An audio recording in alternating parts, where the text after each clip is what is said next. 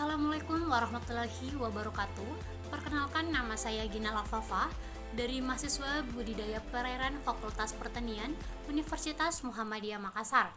Baik, saya akan menjelaskan hasil review jurnal internasional maupun nasional mengenai teknik pemberian pakan. Yang pertama adalah jurnal internasional yang berjudul Manajemen Waktu dan Jumlah Pemberian Pakan dalam Meningkatkan Pertumbuhan dan Sintasan Ikan Gabus, yang jurnalnya Aquastrophika Asia, volume 5 dan halaman 1-9 di tahun 2020. Untuk penulisnya, Catami Akbar, Dini Sabtu Chandra Utomo, Siti Hudaida, dan Agus Setiawan. Untuk pengulasnya, saya sendiri, Gina Lafafa, di tanggal 9 Februari 2022. Tujuan penelitian ini untuk mengetahui frekuensi pemberian pakan atau feeding frekuensi dan jumlah pakan feeding rate yang optimum terhadap performa pertumbuhan dan tingkat kelangsungan hidup benih ikan gabus. Selanjutnya adalah metode penelitian.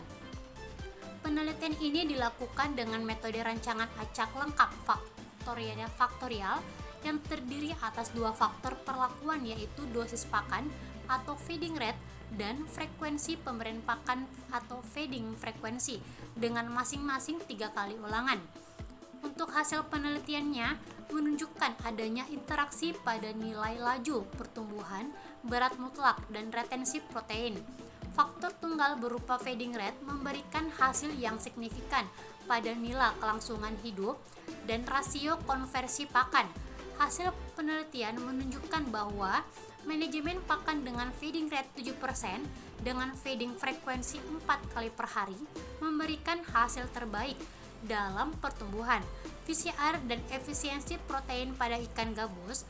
Meskipun memiliki nilai SR yang paling rendah, tetapi dengan FR 7% dengan FF 4 kali sehari mampu menghasilkan biomasa ikan gabus mencapai 1014,45 gram.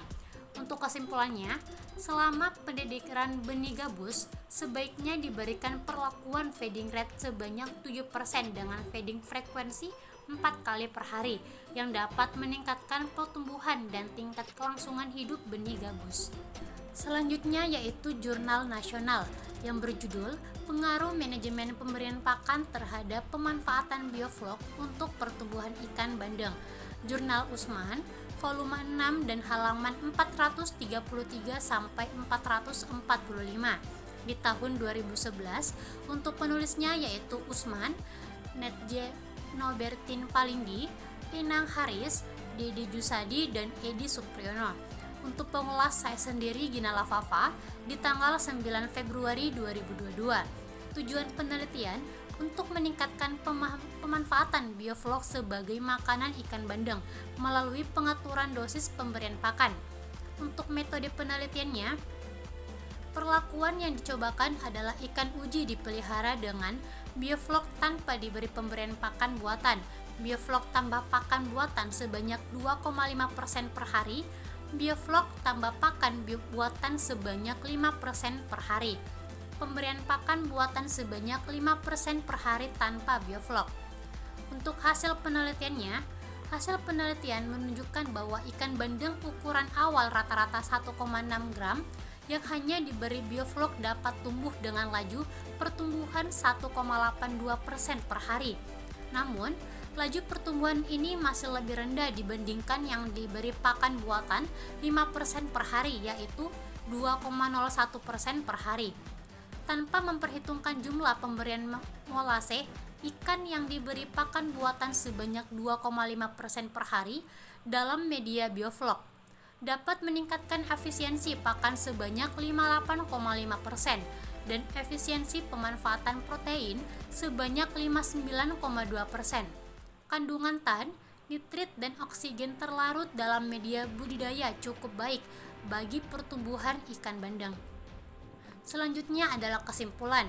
Berdasarkan hasil penelitian ini, maka disimpulkan bahwa ikan bandeng yang dipelihara dalam jaring sebagai penyuplai tan untuk penumbuhan bioflok dalam media budidaya relatif tidak memanfaatkan bioflok sebagai makanan untuk pertumbuhannya. Yang kedua, ikan bandeng yang dipelihara di luar jaring masih dapat memanfaatkan bioflok untuk pertumbuhannya. Jika tidak diberikan pakan buatan atau diberi dalam jumlah yang tidak memadai, 2,5% per hari meskipun dengan laju pertumbuhan yang relatif rendah bila dibandingkan dengan ikan yang diberi pakan buatan 5% per hari. Tanpa memperhitungkan jumlah pemberian molase dalam media budidaya, ikan yang diberi pakan buatan sebanyak 2,5% per hari dalam media bioflok dapat meningkatkan efisiensi pakan sebanyak 58,5% dan efisiensi pemanfaatan protein sebanyak 59,2% dibandingkan ikan yang diberi pakan 5% per hari. Selanjutnya, jurnal nasional yang kedua yang berjudul Teknik Pembesaran Ikan Nila di Instalasi Budidaya Air Tawar, Pandaan, Jawa Timur. Jurnal Aquaculture and Fish Health, volume 7 dan halaman 118 sampai 123 di tahun 2018. Penulis Mediana Salsabila dan Haris Suprapto. Pengulas saya sendiri Gina Lafava di tanggal 9 Februari 2022. Tujuan penelitian ini mengetahui secara langsung tentang teknik pembesaran secara semi-intensif pada ikan nila di instalasi budidaya air tawar atau IBAT, Pandaan, Jawa Timur dan mengetahui permasalahan yang terjadi dalam teknik pembesaran secara semi-intensif pada ikan nila. Untuk hasil penelitiannya yaitu, selama kegiatan praktek kerja lapang tidak ditemukan ikan yang terkena penyakit, namun ditemukan beberapa hama di kolam yang berupa siput air. Kualitas air yang diukur terdiri dari disolvet oksigen atau oksigen terlarut, suhu, pH, dan kecerahan. Kadar oksigen terlarut berkisar antara 4,00 sampai 6,50, suhu antara 27 sampai 30 derajat Celcius, pH 6,0 sampai 6,5 dan kecerahan 31 cm. Untuk mengetahui pertumbuhan ikan nila, dilakukan sampling setiap minggunya dengan mengukur panjang dan berat ikan. Untuk kesimpulannya yaitu, hal yang dapat disimpulkan dari kegiatan pembesaran ikan nila di instalasi budidaya air tawar meliputi persiapan kolam, penebaran benih, pemberian pakan, pengelolaan kualitas air, pengendalian hama dan penyakit, pemanenan dan pemasaran. Permasalahan yang ada pada pembesaran ikan nila adalah banyaknya hama seperti siput air pada kolam dan cukup sulit untuk dibasmi. Selain itu, faktor cuaca juga dapat mempengaruhi fluktuasi kualitas air.